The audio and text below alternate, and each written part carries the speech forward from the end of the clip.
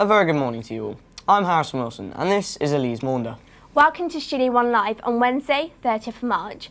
We have several great topics for you today, including photography and a brand new dish to try at home. But first, let's start the morning with a look at the latest movie news with Ricardo. What's up everybody, Rick here with more movie news. A quick update on the upcoming superhero movie, The Amazing Spider-Man. Actor C. Thomas Howell has confirmed that the Lizard will be the main villain. Not one of my favourites, I would have picked the Rhino. On other news, Red Riding Hood releases a second trailer, showing more of Amanda Seyfried, starring as Valerie, and more action-packed scenes in medieval times. Now, you're gonna get what you deserve. What big eyes you have.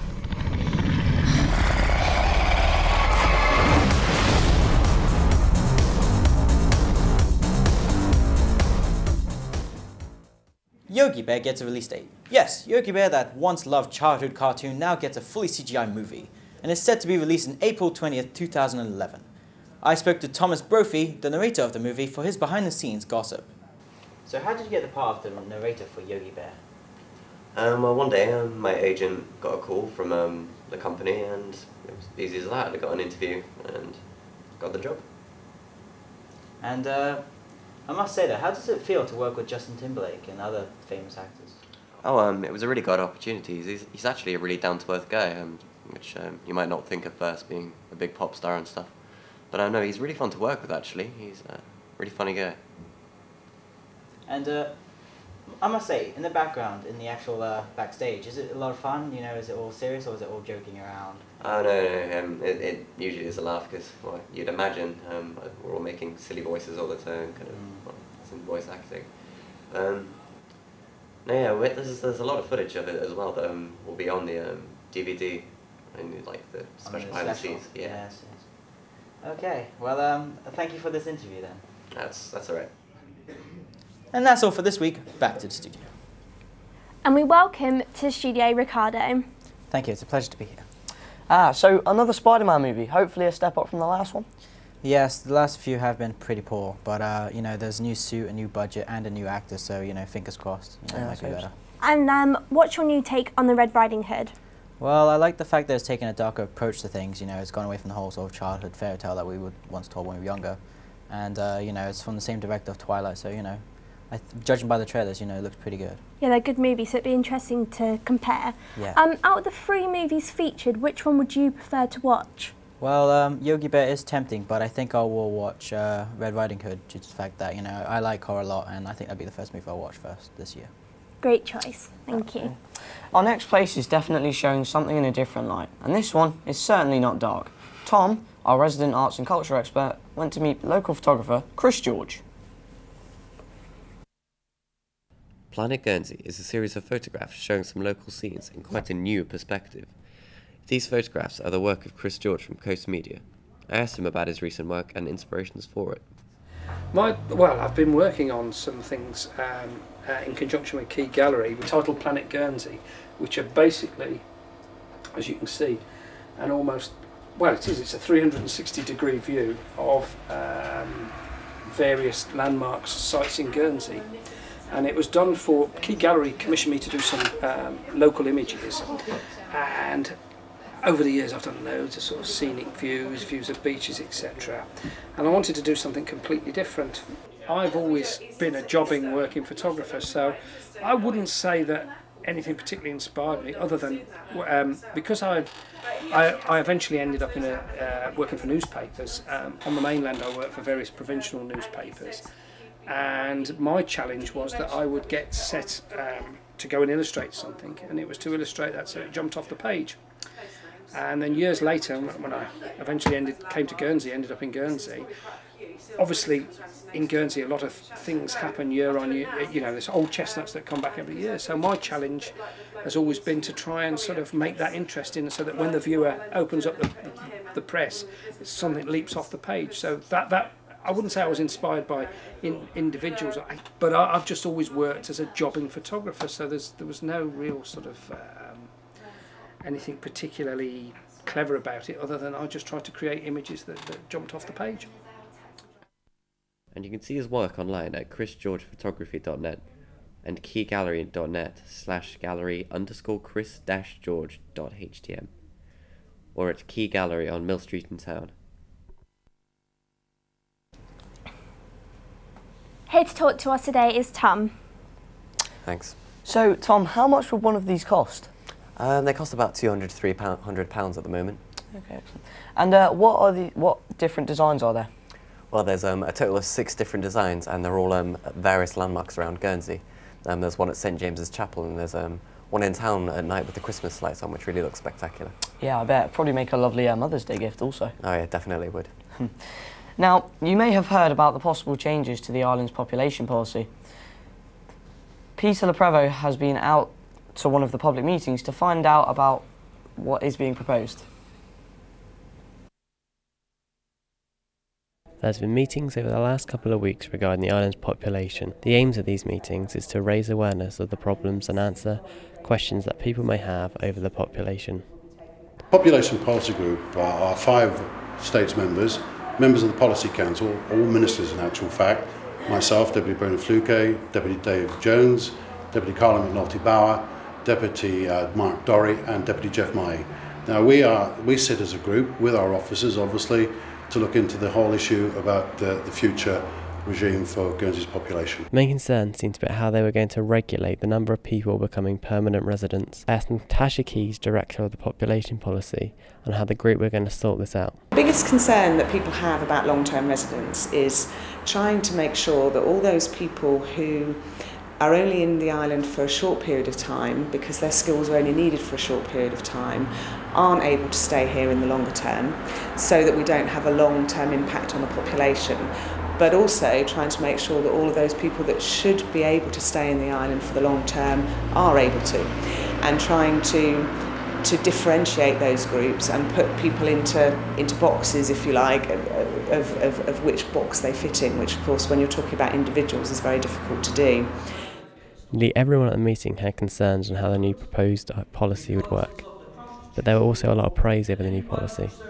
Are you pleased with the public response? Well, we weren't to start with, I must admit, but since we've been going along with these public presentations, the numbers are actually increasing, and today is a drop-in. People have obviously given up their lunchtime to come along and to listen to the presentation, and I'm pleased with the outcome, and I hope it gets better with the next few public presentations that we are going to hold. For the next couple of months, the new policy will be starting to take its place over the old policy, and hopefully be making an improvement. Peter has kindly joined us in the studio today.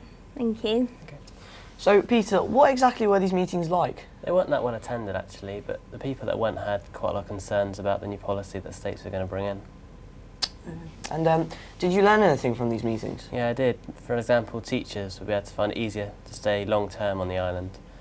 So the first step's 7 years and it kind of work up on Okay, great. Thank you very much for your time. Okay. And if you're interested in attending any future meetings, the details are on the state's website. In other news, there's been a terrible disappearance of local man Peter Le Prévost. He has now been missing for more than 2 weeks, and a new appeal for witnesses is being launched. Ollie Shepherd has been finding out how we can help.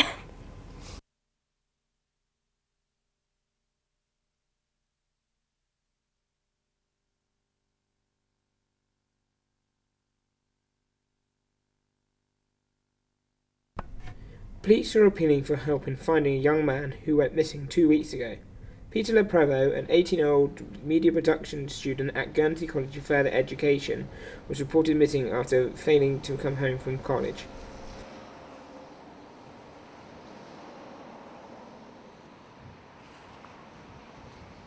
Peter is 5'11" and has brown hair and blue eyes. On the day of his disappearance, he was wearing a grey hooded jumper and blue jeans.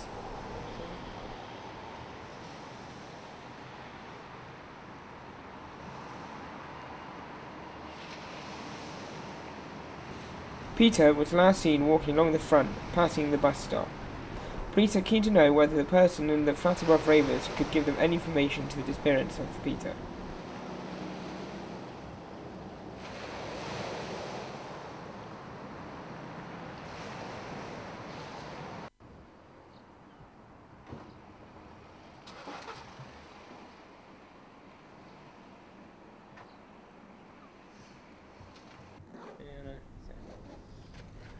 We spoke to Alex Charwood, a friend of Peter's, about the disappearance of him.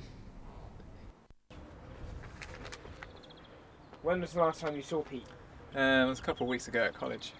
Is there anything noticeably different about Peter before he went missing? He was acting a bit strange, nothing out of the ordinary that I can put my finger on. What would you advise people to do who have seen him? Just tell the police, you know, let them know that they've seen him, where he is. If you have any information with the location of Peter, contact the Guernsey Police on 999 or the special line on 01578 900 655 321. Ollie Shepherd is now with us in the studio to talk about this. Obviously a very unfortunate event, Ollie, but is there any chance he could be off the island at all? It's not impossible. We think if he is off our island, he will be in one of the bailiwicks. So. Okay, and who's helping you in your search for Peter? The police have been with us from the start of his disappearance, and we've had a lot of support from the air search, and a lot of local volunteers have gone out on their own accord to try and help us find him. Okay, so fingers crossed, really. Guernsey is normally a very safe place. Has this happened in the past? Obviously it's going to happen from time to time, but nothing this major. Obviously it happens as well all over the world every day. It's just unfortunate it has happened. Mm. Okay, thank you very much. Cheers. And if you viewers know anything, your calls are very important. Well, we promised you something tasty to try at home, so here's Alex and Tom teaching us how to make an extraordinary meal. Hi, I'm Alex and this is Tom. Hello. And welcome to our cooking show, where today we're going to be making some pizza burgers. What you're going to need is some pepperoni pizzas, some fresh minced beef, and some eggs. First off, what you're going to want to do is heat your oven to the required temperature stated on the back of your pizzas, and then put your pizzas in the oven.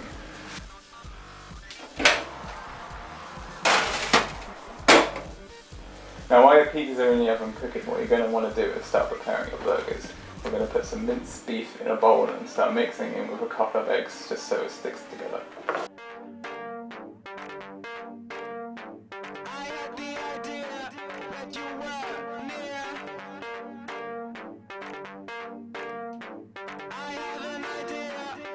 Going to want to squeeze it in all together like so. Just before you put your burgers on the frying pan, you're going to want to add flour to that and then start making it into some nice burger patties.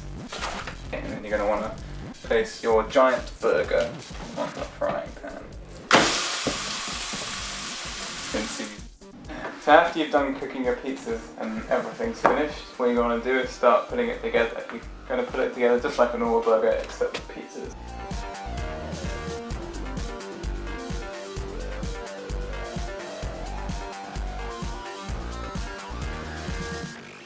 Put it on upside down, and that is how you make a pizza burger. Alright, let's enjoy some pizza burger. Tom, if you'll kindly cut it for us. Sure thing, Alex.